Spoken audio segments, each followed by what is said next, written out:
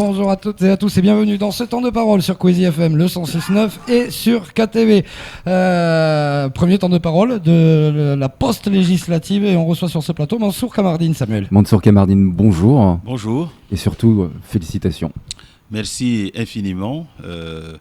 Nous avons effectivement été heureux hier soir. Une immense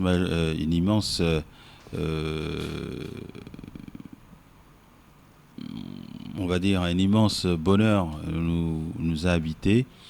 Deux circonscriptions prises bien évidemment par les LR, mais je dois aussitôt préciser que cette victoire, nous la devons plus aux Mahorais qui, au-delà des étiquettes, ont souhaité effectivement nous confier cette lourde responsabilité à Eliade Chakrina et moi-même pour aller les représenter à l'Assemblée nationale et faire en sorte que la voix des Mayotte soit suffisamment entendue, car nous avons des défis majeurs ici à relever. Mansour Kamardine, j'étais présent en 2001 quand vous avez été élu pour la première fois député. Vous êtes tombé en 2007, tombé en 2012. Vous êtes réélu en 2007 et on disait de vous que 17 pardon, et on disait de vous que vous étiez fini politiquement.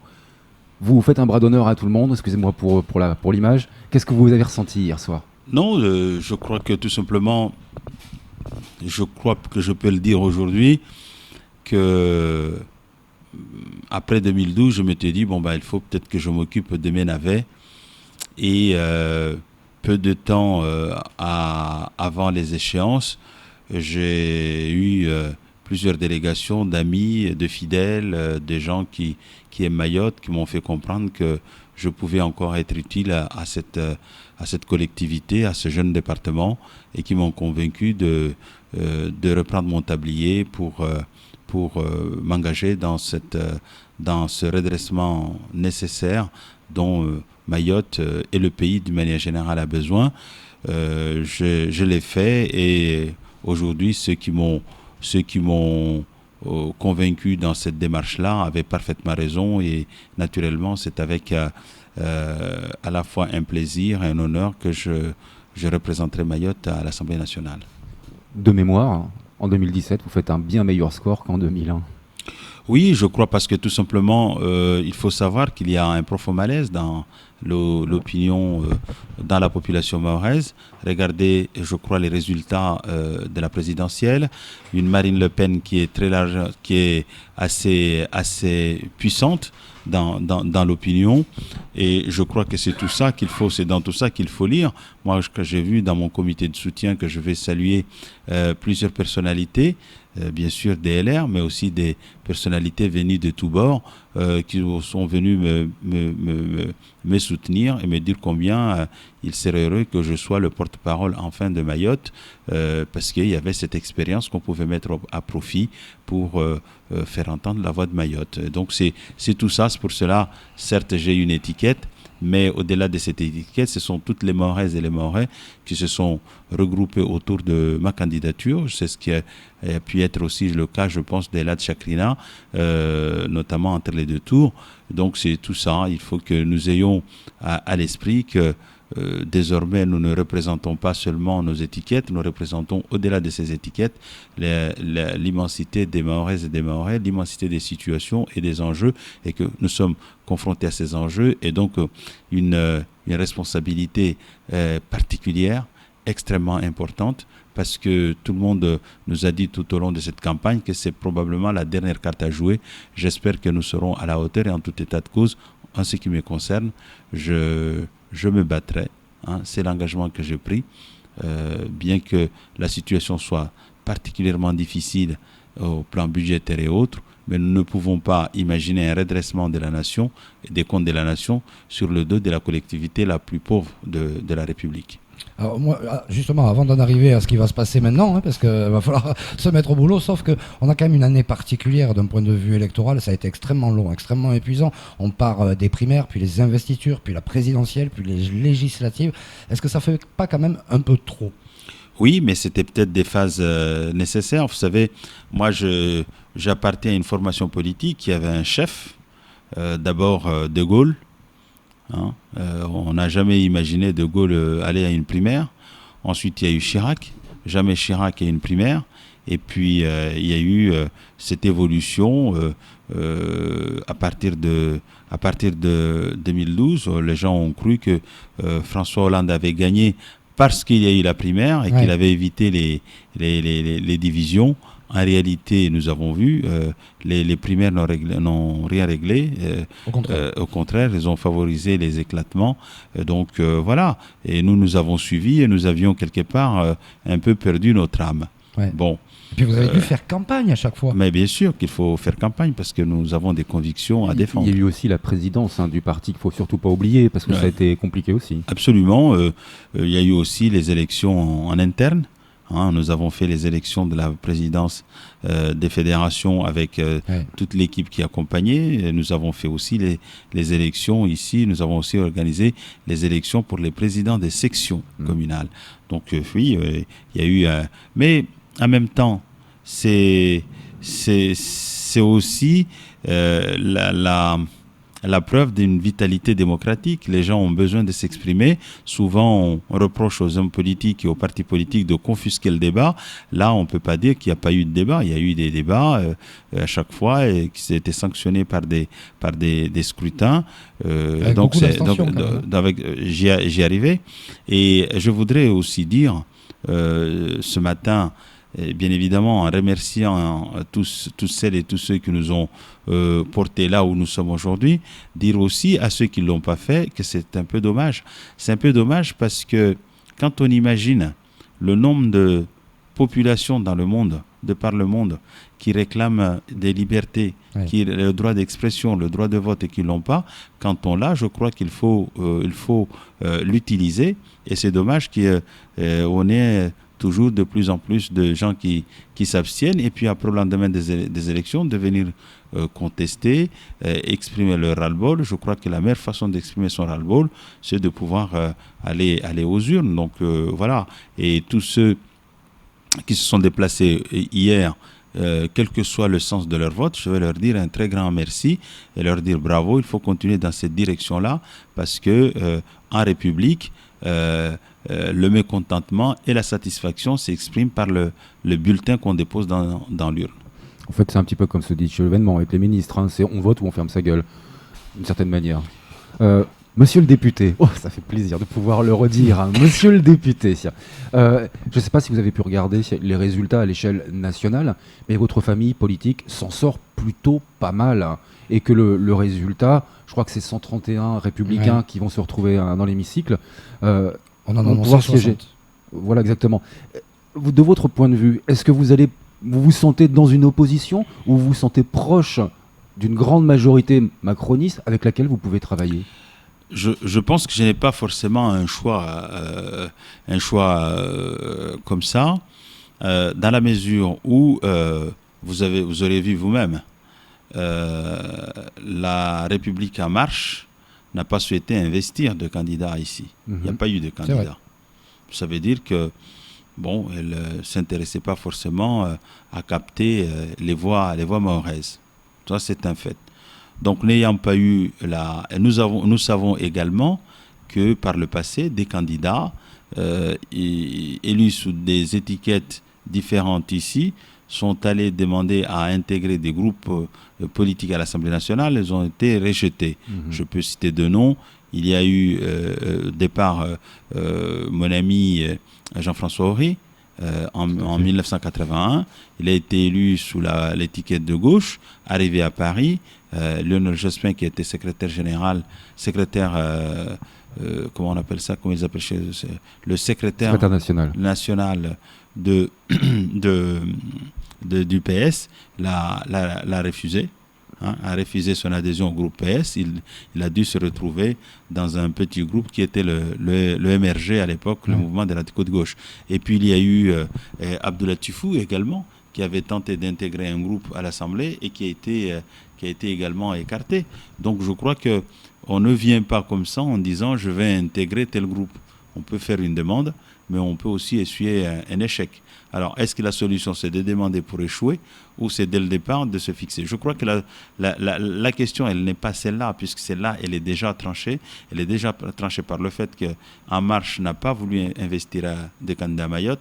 Elle est tranchée parce qu'En Marche a déjà un groupe suffisamment important au point qu'elle n'a pas besoin des autres. Le plus important, c'est de créer des synergies autour de nos mandats. C'est pour cela que, par exemple, à titre stratégique, j'envisage de créer à l'Assemblée, enfin à Paris en tout cas, une association des amis de Mayotte qui serait composée essentiellement des députés, d'anciens députés, ministres, anciens ministres, qui constituerait une force de proposition, de lobbying, pour faire entendre la voix de Mayotte. C'est par ce biais-là, parce que, y compris que j'aurais été dans le groupe de la majorité, j'aurais fait ça, parce que quand un député n'est fort, suffisamment entendu, que s'il est dans une majorité étriquée, à 289, 280 jusqu'à 300 élus, le député peut être puissant. Ouais, chaque bulletin compte. Voilà, chaque bulletin compte. Mais quand il est dans une large majorité, il ne vaut pas un clou. Et c'est ce qu'on a vu avec les frondeurs. Comme le Parti socialiste a été un groupe très important, eh bien les frondeurs, ils comptaient jusqu'à 50. Ils disent s'ils sont moins de 50, il n'y a pas de souci, nos projets passent, donc on les néglige. Et donc, vous comprenez que dans cette perspective, la solution pour Mayotte aujourd'hui, c'est de créer cette dynamique à laquelle je faisais allusion tout à l'heure pour faire entendre la voix de Mayotte. Mais croyez bien, nous avons beaucoup d'atouts pour faire entendre notre voix et notre voix sera entendue. En tout cas, c'est ce que j'espère du fond du cœur. Mais justement, je pense que Samuel, ce qu'évoquait Samuel, on en a parlé déjà en début d'émission, c'est que les médias nationaux présentent les Républicains comme l'opposition En Marche. Moi, je ne vois pas une opposition. Le Premier ministre est républicain. Ce qui est tout à fait normal. Ça, c'est également un élément. C'est un élément. Dans une démocratie, on a besoin d'une majorité qui agit et une opposition qui dénonce l'action de la majorité. Ouais. Sinon, il n'y a pas de démocratie. À ce moment-là, c'est très dangereux. Donc, les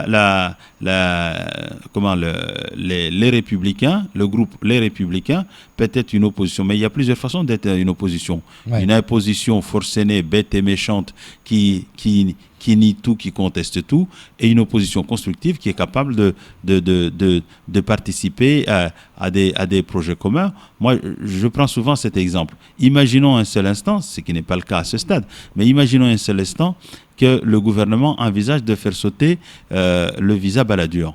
Est-ce que les Mahorais seront d'accord que je vote ce texte en disant nous voulons toujours être dans la majorité, alors qu'on nous demande, on nous demande de défendre les intérêts de Mayotte? Il est bien évident qu'une telle perspective ne peut recueillir mon assentiment.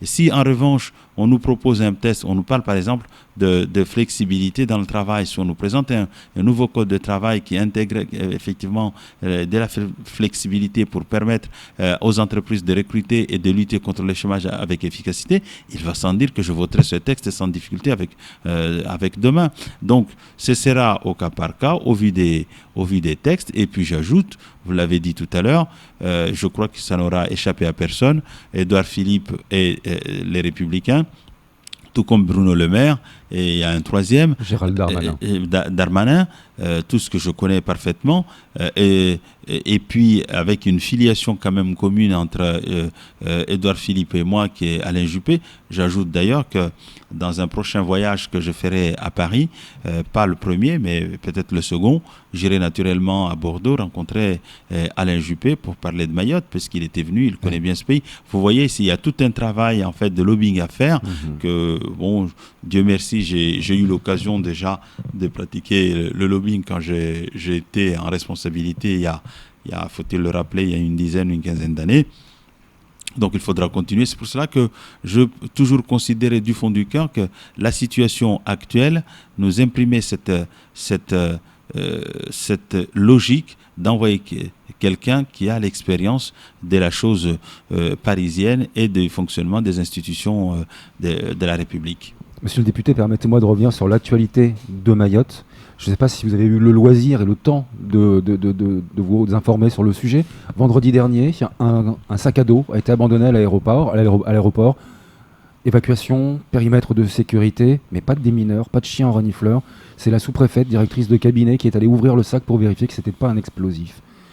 Qu'est-ce que vous pensez de cette situation? Pas de démineurs, pas de chiens renifleurs en plein état d'urgence. Je crois que oui, ce sont des manquements qu'il convient de réparer dans l'urgence, parce que Mayotte vit aussi sous la menace. Comme je le disais, ça répond à ces situations qui sont inacceptables. Hein. J'ai toujours dit, pas de sécurité, pas de république. La sécurité rime avec république. Et quand on a ici les situations que nous connaissons, et les menaces que nous connaissons, qui sont réelles, je crois qu'il faut très rapidement arriver à trouver. Imaginons un seul instant que c'eût été une bombe. Vous imaginez le sacrifice et le courage de cette... Il faut saluer, bien évidemment. Qu'il faut saluer. Donc moi, je crois que quand on a des circulaires du procureur de la République demandant aux forces de l'ordre relâcher tout mineur d'origine étrangère que vous aurez intercepté parce que nous n'avons pas les moyens d'eux. C'est un général de gendarmerie qui le dit. Quand vous avez une circulaire du DSP, du directeur de la sécurité publique, qui vous dit ne traînez pas dans la rue avec votre téléphone. Et quand vous avez ces situations, je crois que nous ne pouvons pas rester insensibles, indifférents, je veux dire. Et donc, il faudra que très rapidement, effectivement, oui, en tant que député, que j'attire l'attention de la manière la plus claire et la plus ferme, l'attention du gouvernement sur ces questions-là. Alors, on ne peut pas continuer dans cette direction-là. C'est pas possible. Je vais repartir sur l'actualité mahoraise, mais aussi nationale en même temps, qui est croisée. Emmanuel Macron veut faire passer la réforme de la loi travail par voie d'ordonnance pendant l'été. Vous allez arriver à l'hémicycle dans peu de temps, monsieur le député. Êtes-vous pour le principe des ordonnances, donner une habilitation au gouvernement, ou vous voulez le débat démocratique au sein même de l'Assemblée? La délégation par le Parlement au gouvernement de légiférer par ordonnance, c'est un texte de la Constitution, c'est une disposition constitutionnelle, tout comme l'article 49. Oui, tout à fait. Alinéa 2 de la Constitution. Je n'ai jamais compris les débats qu'il y a eu autour de ces textes. De deux choses l'une. Ou ces textes sont mauvais, et à ce moment, il faut réformer la Constitution, les écarter de l'ordonnancement juridique constitutionnel, ou ces textes sont bons, et bien on n'a pas à les critiquer, on a simplement à les observer. Maintenant, je crois que de plus en plus, le Conseil constitutionnel a souhaité que les lois d'habilitation indiquent très précisément les orientations. On ne donne pas... on va dire un chèque en blanc à un gouvernement, il faut qu'il y ait un minimum d'indications pour que le Parlement sache dans quelle direction on part. Si cette direction-là paraît compatible avec ce que je souhaite, à ce moment-là, oui, il n'y a aucun problème. Encore une fois, la Constitution, rien que la Constitution. Voilà le sens, moi, de ce que je peux faire. Il n'y a pas en République de mandat impératif, tout comme il n'y a pas en République d'opposition systématique. Sinon, c'est l'annihilation même de la démocratie, du débat démocratique. Merci beaucoup, Mansour Kamardine, après le générique. Est-ce que l'on peut vous garder C'est ce que j'allais dire après le générique. Merci beaucoup. Ce qui est terrible, c'est que surtout, il a décidé sans moi. On est chez OC School, là. Hein.